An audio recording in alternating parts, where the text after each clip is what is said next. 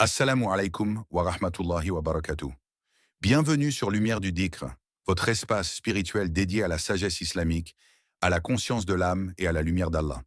Si vous êtes en quête de sens, de paix intérieure et de guidance divine, abonnez-vous maintenant, activez la cloche et marchez avec nous sur le chemin du Dhikr. Aujourd'hui, nous allons pénétrer dans un mystère spirituel. Ce qui se passe spirituellement pendant Dhul Hijjah va te bouleverser. Ce mois sacré est une invitation céleste, une porte qui s'ouvre sur les secrets les plus intimes, entre l'âme et son Créateur. Il est un moment dans le cycle du temps, un moment où le silence de l'univers devient parole, un moment où le ciel, dans son immensité, s'incline vers la terre, et où la terre, dans sa lourde poussière, lève les yeux vers le ciel. Ce moment, c'est Dhul Hijjah. Les vents y soufflent doucement, comme s'ils chuchotaient des secrets divins. Les étoiles semblent veiller plus attentivement, comme si elles reconnaissaient la grandeur de ce mois. Et dans les cœurs des croyants attentifs, une chaleur mystérieuse se réveille. Ce n'est pas une simple émotion, c'est l'éveil de l'âme à un appel venu d'au-delà du monde visible. Dans les profondeurs de la nuit, quand tout dort, les cieux s'ouvrent, et les anges, par milliers, descendent. Le monde ne les voit pas, mais les âmes sensibles les sentent. Allah dit dans le Coran, « Par l'aube et par les 10 nuits ». Sourate Al-Fajr, versets 1 à 2. Ces 10 nuits ne sont pas des nuits ordinaires. Elles sont les 10 premiers jours de Dhul Hijjah, choisis par Allah parmi tous les jours de l'année. As-tu déjà écouté le silence d'un matin de Dhul Hijjah? As-tu ressenti la paix étrange qui flotte dans l'air? As-tu entendu ton cœur battre autrement pendant ces jours? Ce ne sont pas des hasards. C'est la résonance du divin, qui te parle sans mots. La terre entière semble retenir son souffle, comme si elle savait que quelque chose de grand se joue, comme si elle écoutait un décret céleste descendre. Et pendant ce temps, ton âme, si elle est éveillée, reçoit elle aussi quelque chose.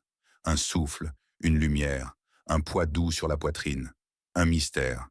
Tu vois, Dhul Hijjah n'est pas un mois parmi d'autres. C'est un rendez-vous cosmique entre Allah et ses serviteurs. C'est un portail spirituel ouvert pendant quelques jours où les cœurs sincères peuvent accéder à des dimensions que le reste de l'année leur cache. Et si cette année, ce rendez-vous était le tien, si cette fois le ciel s'ouvrait pour toi et que la terre, dans sa sagesse silencieuse, t'invitait à poser tes genoux, à courber ton front et à écouter ce que ton âme tente de te dire depuis si longtemps. Car pendant Dhul Hijjah, ce n'est pas seulement le temps qui change, c'est toi. Il y a des appels qu'on entend avec les oreilles, et d'autres, plus profonds, qu'on ne peut entendre qu'avec le cœur éveillé. Pendant Dhul Hijjah, Allah n'élève pas la voix. Il ne crie pas, il ne force pas. Mais il appelle avec une douceur si immense qu'elle ne peut être perçue que par les âmes qui cherchent la vérité. Ce mois sacré est une invitation subtile, une lumière douce qui se pose sur ton cœur, une sensation étrange d'urgence, mais sans agitation. Comme si Allah disait « Reviens à moi mon serviteur, je t'attends ». Dans le Coran, Allah dit « Et quand mes serviteurs t'interrogent sur moi, alors je suis tout proche. Je réponds à l'appel de celui qui m'invoque quand il m'invoque. » Sourate Al-Baqarah, verset 186. Pendant Dhul Hijjah, cette proximité devient palpable. Tu ressens un besoin d'être seul, de pleurer sans raison, de prier plus souvent, de t'éloigner du bruit. Ce ne sont pas des coïncidences. Ce sont les signaux silencieux qu'Allah t'envoie, dans l'espoir que tu répondes. Mais beaucoup passent à côté, parce qu'ils attendent un miracle bruyant, une voix du ciel, un bouleversement spectaculaire. Mais Allah, lui, ne parle qu'au cœur disposé à entendre sans bruit. Et dans ce mois, il ouvre des portes que personne ne peut ouvrir, sauf lui. Combien de gens pendant Dhul Hijjah ont changé sans comprendre comment? Combien se sont détachés des chaînes invisibles du péché? Combien ont trouvé la paix intérieure après des années de guerre contre eux-mêmes? Ce mois est un appel à te rencontrer toi-même, à travers le silence de ton âme. Un mois pour écouter non pas ce que tu veux entendre, mais ce qu'Allah veut que tu entendes. As-tu senti cet appel en toi? Cette sensation que quelque chose d'invisible te tire vers le haut? C'est Allah, le très haut, le doux, le rapprocheur. Al-Karib, celui qui est proche, t'observe avec miséricorde et te dit sans un mot, « Marche vers moi, même en rampant. Je viendrai vers toi en courant. » Mais encore faut-il que tu répondes, pas avec des mots, mais avec ton cœur, ton intention et tes actes, aussi petits soient-ils. Car parfois, un simple soupir fait plus de bruit dans les cieux que 1000 paroles vides. Il existe dans le calendrier divin un secret peu compris, un trésor dissimulé dans les plis du temps, un moment où l'âme, si elle est attentive, peut s'élever plus haut que dans n'importe quelle autre période de l'année. Ce moment, ce sont les 10 premiers jours de Dhul Hijjah. Le prophète Mohammed a dit « Il n'y a pas de jours pendant lesquels les bonnes œuvres sont plus aimées d'Allah que durant ces 10 jours. » Rapporté par Al-Bukhari. Mais pourquoi ces jours sont-ils si puissants? Pourquoi leur lumière pénètre-t-elle aussi profondément dans l'âme? Parce qu'ils ne touchent pas seulement ton corps, ils parlent à ton essence éternelle. Durant ces jours, la création elle-même entre dans un état de glorification. Les montagnes retiennent leur souffle, les mers se taisent, et même les arbres, dit-on, baissent leurs feuilles en signe d'humilité. Car Allah ouvre, à qui veut, une porte secrète de purification. Un homme pieux du passé, connu pour sa discrétion et sa piété, racontait que c'est durant une de ces 10 nuits qu'il a ressenti son âme se détacher de la boue du monde. Il n'avait rien fait d'extraordinaire, pas de jeûne spectaculaire, pas de longue nuit debout. Mais une nuit, dans une simple prière du Fajr, alors qu'il récitait la sourate Al-Ala, une larme a coulé. Il ne savait pas pourquoi. Il dit ensuite, « Ce n'était pas une larme de tristesse. C'était comme si mon âme reconnaissait quelque chose, comme si elle disait « Enfin, me voilà revenu ». Depuis ce jour, il ne fut plus jamais le même. Dhul Hijjah est ce moment où ton âme peut dire « Assez dérivé, il est temps de rentrer à la maison ». Mais pour qu'elle se purifie, elle doit se désencombrer, se libérer du bruit, du superflu, du monde, et revenir au silence de son origine. Allah dit dans le Coran, « Par une âme est celui qui l'a harmonieusement façonné et lui a inspiré son immoralité ainsi que sa piété. A réussi certes celui qui la purifie et est perdu, certes, celui qui la corrompt. » Sourate Ash-Shams, versets 7 à 10. Ces versets ne sont pas un simple rappel. Ce sont une invitation directe, une carte spirituelle. Et les 10 jours de Dhul Hijjah en sont le moment idéal. Tu veux changer?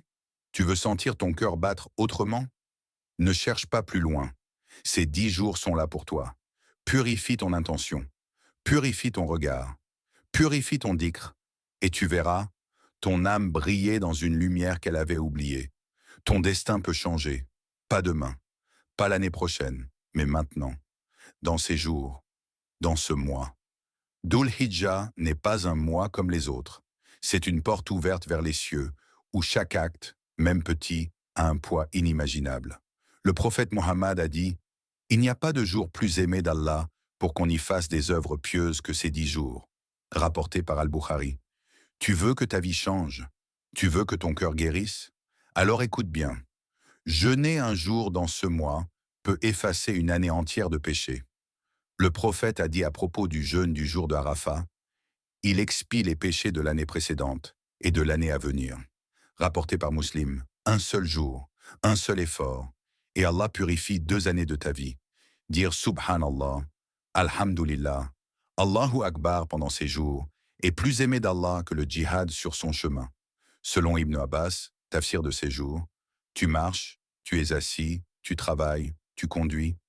Répète ces mots avec un cœur attentif, et les anges inscrivent, ligne après ligne, des pages de lumière dans ton livre. Donne une aumône, même une pièce, car dans ces jours, la miséricorde d'Allah déferle. Chaque acte que tu poses est multiplié. Chaque main que tu tends revient vers toi avec des bénédictions invisibles, des portes qui s'ouvrent en silence, des douleurs qui se guérissent sans bruit. Tu penses que ton destin est figé, qu'il est trop tard. Allah te dit autrement. Dans le Coran, il nous rappelle, Allah efface ce qu'il veut et confirme ce qu'il veut, et auprès de lui se trouve la mère du livre. Sourate Ar-Ra'd, verset 39. Ce verset est une révolution. Ton destin n'est pas une prison. Il est entre les mains du Tout-Puissant. Et tes actes, pendant Dhul Hijjah, peuvent tout transformer. Mais encore faut-il que tu y crois, et que tu passes à l'action. Prie, pleure, invoque, donne, jeûne. Souviens-toi, chaque geste compte, et dans ces jours, chaque geste pèse lourd dans la balance. Ne laisse pas ces jours passer comme les autres. Ce ne sont pas des jours ordinaires. Ce sont des jours écrits pour changer ta vie. Il existe des nuits que la terre elle-même retient dans sa mémoire. Des nuits où le ciel s'ouvre doucement et où les anges glissent silencieusement entre les étoiles, portant des bénédictions, des invocations, des réponses et des destinées. Les nuits de Dhul Hijjah sont de celles-là. Dans ces instants sacrés, le monde visible et l'invisible s'enlacent, et les cœurs éveillés ressentent une présence légère, un souffle, un frisson, un secret. Car Allah a juré par ces nuits, et quand Allah jure, c'est qu'il veut nous réveiller. Par l'aube et par les 10 nuits. Sourate Al-Fajr, versets 1 à 2. Ces 10 nuits sont, selon de nombreux savants, les 10 premières nuits de Dhul Hijjah. Dans ces nuits-là, les anges descendent, non pas comme dans Laylatul Qadr, mais avec un rôle différent. Écoutez les cœurs, notez les larmes, récoltez les dhikrs, et observez qui parmi les serviteurs répond à l'appel d'Allah avec amour. Ils descendent avec douceur, et ce sont les âmes pures qui descendent les premières. Ceux qui se lèvent au dernier tiers de la nuit, qui murmurent dans l'ombre. « Ya Allah, entends-moi, vois-moi, sauve-moi » Et Allah entend, et les anges écrivent. Il y a un mystère dans ces nuits, une fenêtre sur l'au-delà. As-tu déjà regardé le ciel au milieu de la nuit, durant Dhul Hijjah, et senti que tu n'étais pas seul, que quelque chose de vaste, de lumineux, t'enveloppait sans un mot? Ce n'est pas ton imagination, c'est ton âme qui reconnaît la lumière. Le prophète a dit, « Il n'y a pas de jours dans lesquels les œuvres sont plus aimées d'Allah que ces jours », rapporté par Al-Bukhari. Et la nuit est le temps secret de l'amoureux. C'est dans ces heures profondes que l'invisible devient sensible, que le cœur s'élève comme une plume, et que les anges s'approchent, attirés par la sincérité d'un cœur brisé qui invoque. Alors cette nuit, regarde le ciel, éteins le monde, lève les mains, et parle. Dis ce que tu n'as jamais osé dire. Demande ce que tu pensais perdu. Pleure ce que tu pensais fini. Car les cieux sont ouverts et les anges écoutent. Il y a, dans les profondeurs du cœur humain, un attachement silencieux, aux choses, aux êtres, à soi. Un fil invisible que seul un acte immense peut couper. Cet acte s'appelle le sacrifice. Dans une nuit calme, l'un des plus grands prophètes vit un rêve. Ibrahim, alayhi salam, l'ami d'Allah, voyait qu'il immolait son fils unique, Ismaïl. Un rêve, encore, puis encore. Et il comprit. Ce n'était pas une illusion, c'était une ordonnance céleste. Alors, sans hésiter, il alla voir son fils et lui dit ces mots, bouleversants de foi. « Ô mon fils, je me vois en songe en train de t'immoler.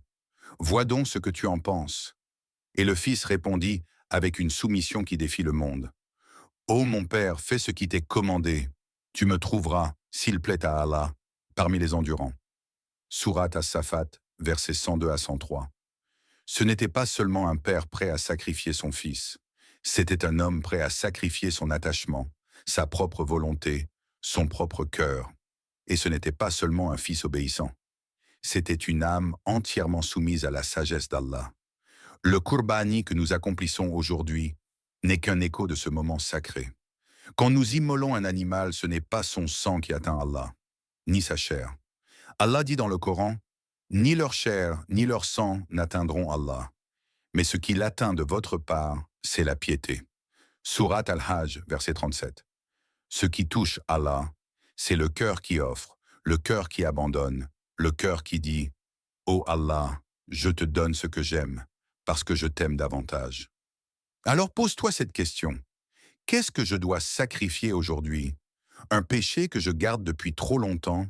Un attachement toxique? Un confort qui m'éloigne d'Allah? Un ego qui me freine dans ma foi? Car le vrai Qurbani, c'est de poser sur l'autel du repentir tout ce qui nous empêche d'être entièrement à lui. Et lorsque tu fais cela, tu ne perds rien.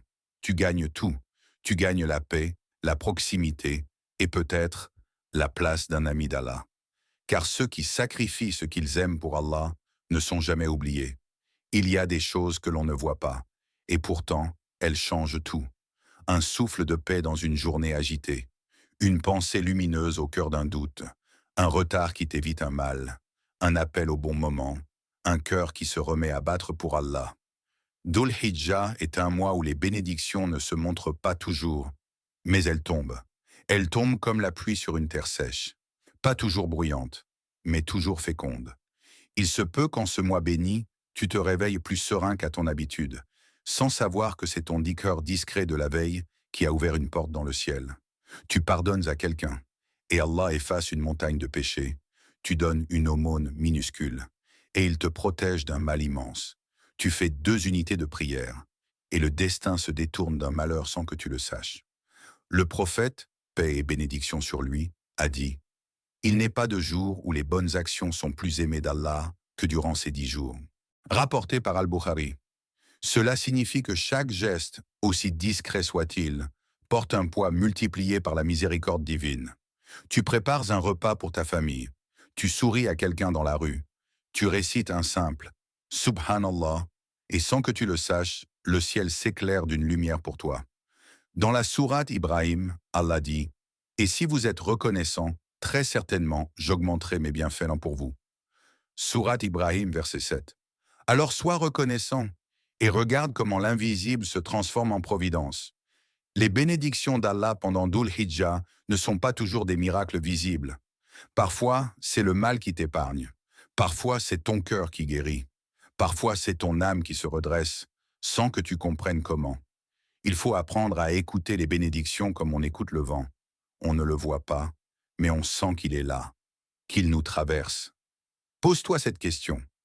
Quel changement subtil ai-je ressenti depuis le début de Dhul Hijjah? Un apaisement? Un recul sur une douleur? Une plus grande proximité avec Allah? Ne sous-estime rien, car dans l'économie du ciel, chaque détail est une preuve d'amour. Il y a des instants où ton cœur se serre, non pas de douleur, mais de présence. Un frisson, un silence chargé, un battement plus fort que les autres.